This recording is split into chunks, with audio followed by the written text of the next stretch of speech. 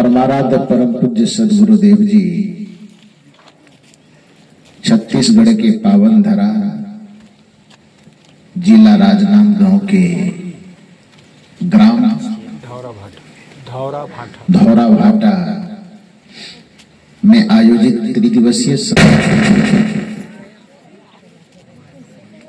प्रथम दिन के प्रथम सत्र में मंच पर विराजमान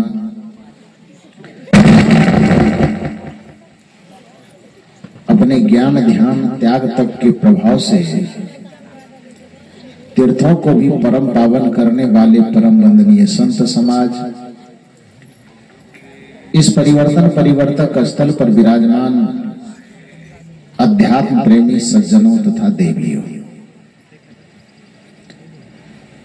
अभी हम लोग धौरा भाटा ग्राम में संतों के स्वागत के पश्चात कुछ विचारों के प्रवाह में ज्ञान गंगा में गोता लगाने के लिए अब तैयार हो रहे हैं। कहा जाता है कि जब प्रकृति में बसंत आता है तो वह प्रकृति को बदल देता है, और जब किसी ग्राम में, किसी समाज में, किसी परिवार में संत का आगमन होता है तो वहां की वह संस्कृति को बदल देता है। बसंत के आने पर प्रकृति में नयापन आता है।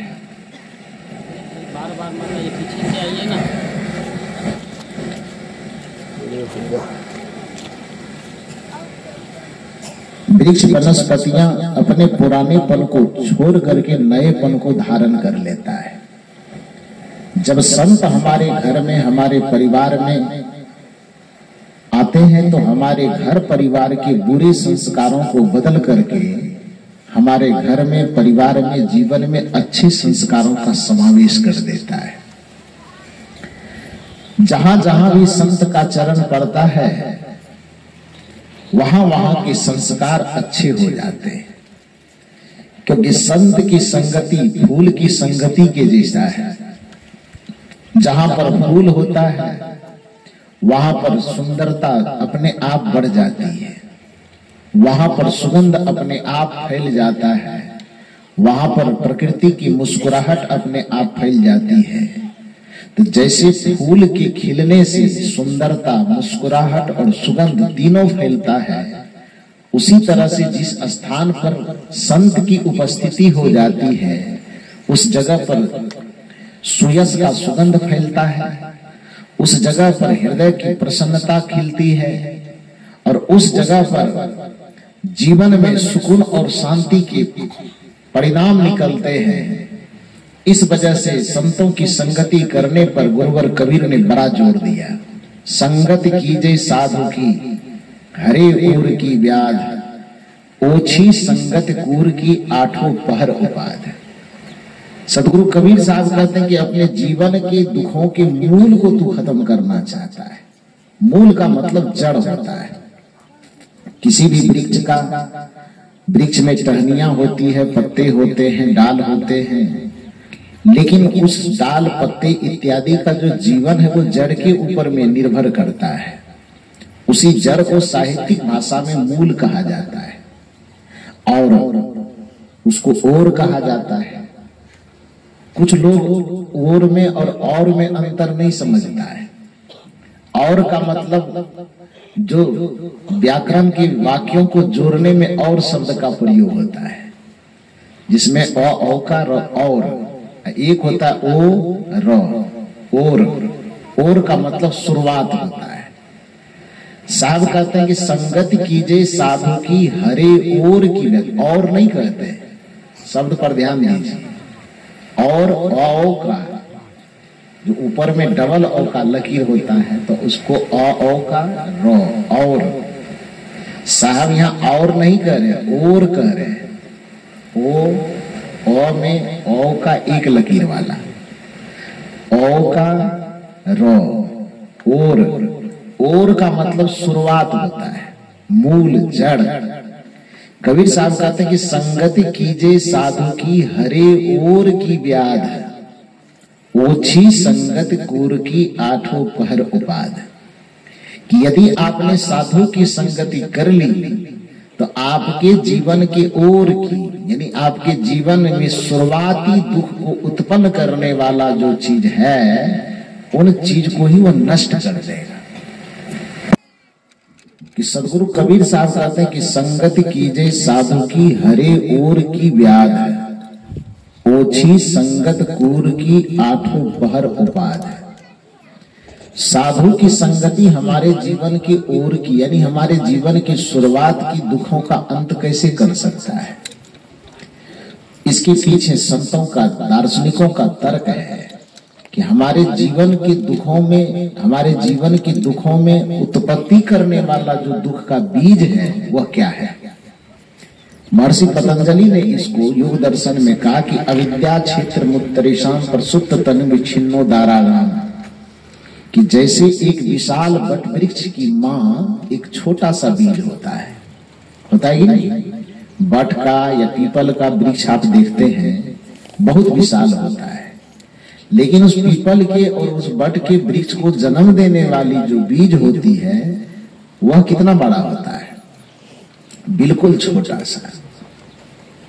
कोई कल्पना भी नहीं, उस बीज को देख करके कोई कल्पना भी नहीं कर सकता है कि इस बीज से इतना विशाल वृक्ष कैसे बन सकता है। चिंतक कहते हैं कि जैसे एक छोटे से बीज में विशाल वट वृक्ष छिपा हुआ होता है, वैसे आपके जीवन में जो अविद्या है, अज्ञानता है, मोह है, वही आपके जीवन में जितने विशाल दुख दिखाई देते हैं उन सब विशाल दुखों की जननी है।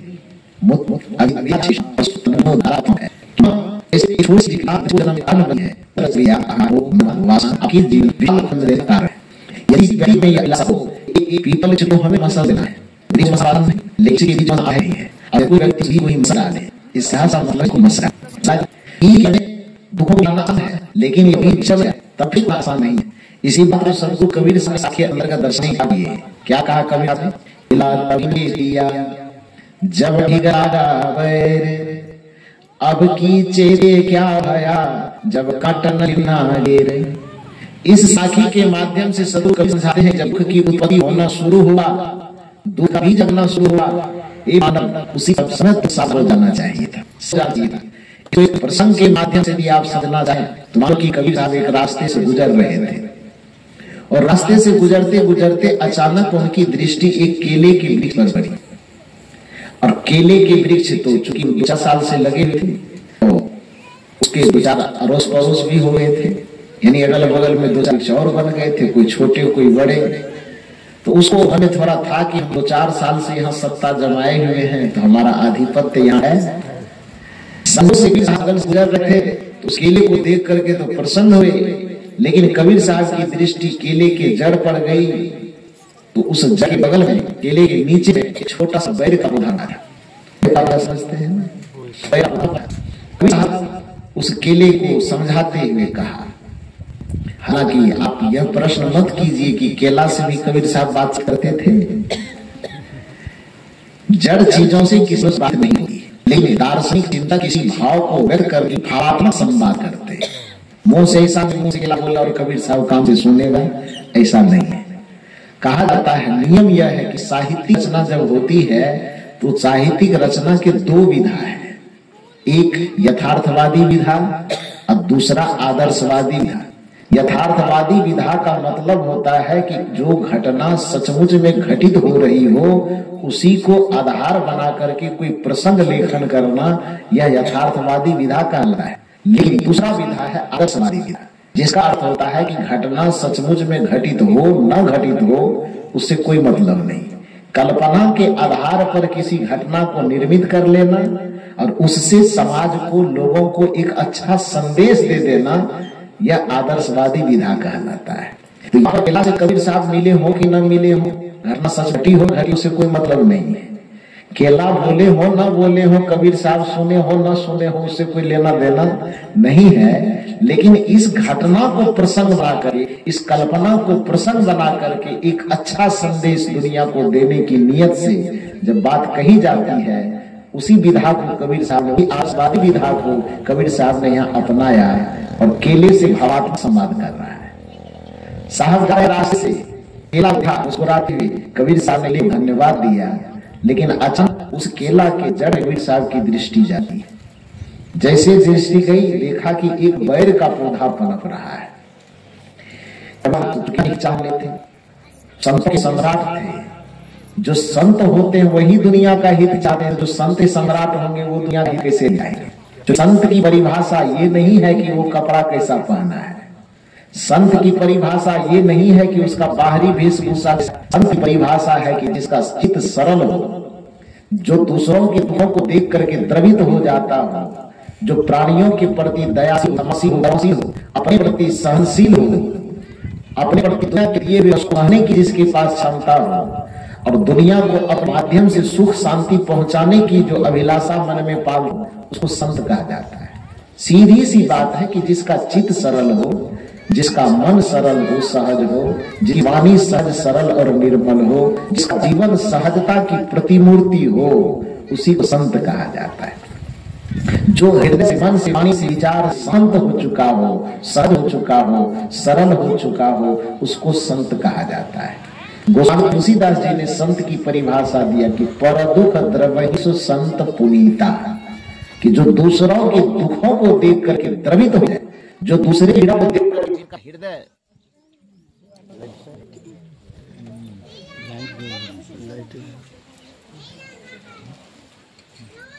अब क्या होगा?